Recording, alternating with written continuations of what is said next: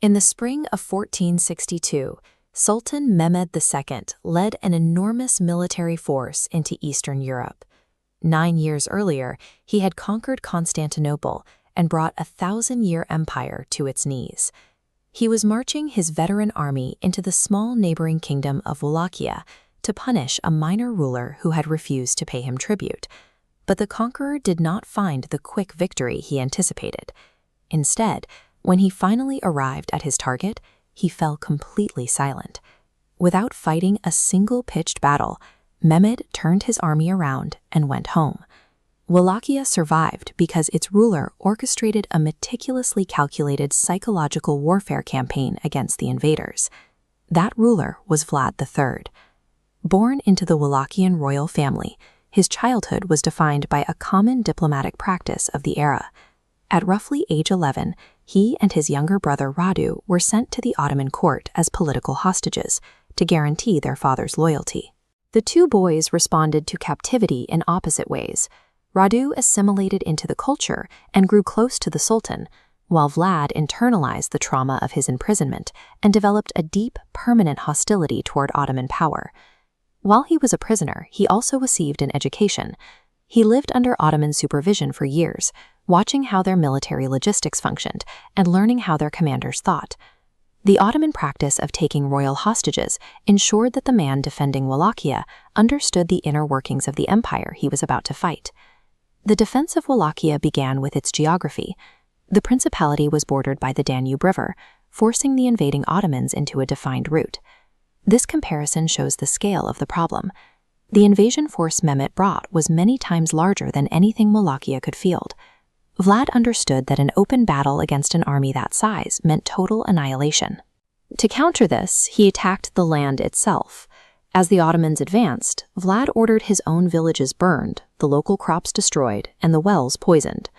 A massive 15th-century military force required an enormous amount of food and water every day. If they could not forage from the surrounding territory, they would starve. Vlad used the Ottoman army's size against them. By eradicating any local resources, the volume of the invading force became a liability. From the plains, the terrain shifted into the dense ridges of the Carpathian Mountains. This dark environment favored small, rapid units over a slow-moving invasion force. Once the Ottomans were hungry, Vlad made sure they were exhausted. He organized his forces into rapid guerrilla raids, striking the enemy camps in the middle of the night and vanishing into the trees before a counterattack could form. In June 1462, Vlad led a cavalry unit into the main Ottoman encampment in total darkness. They bypassed the outer defenses and targeted Mehmed's personal tent, attempting to assassinate the Sultan while he slept. Mehmed survived the chaos, but the raid achieved its objective. It shattered the sense of safety among the Ottoman high command. In the dark, deep in hostile territory, no one was untouchable. As the exhausted Ottoman soldiers pushed deeper into Wallachia, they finally approached the capital city of Targoviste. They found the gates open and the city abandoned. But on the road outside the capital, the army stopped. Spread out before them were thousands of impaled figures, Ottoman prisoners and captured soldiers mounted on wooden stakes. This diagram shows the scale of the display. It was a calculated arrangement, stretching roughly 1 kilometer long and hundreds of meters wide. The rows extended across the landscape, forcing visibility from a distance. The arrangement had a hierarchy. Vlad had reserved the tallest stakes for captured Ottoman officers. The invading leadership was forced to recognize their own peers among the dead. This display functioned as an information campaign that broke the morale of the invading army. Ottoman chroniclers recorded the reaction of the troops. Mehmed himself sat on his horse in silence, before reportedly stating that a man who could defend his country with such resolve deserved to keep it. The Sultan made a strategic pivot. He withdrew his main army to safety and left Vlad's brother Radu behind to lead a proxy force.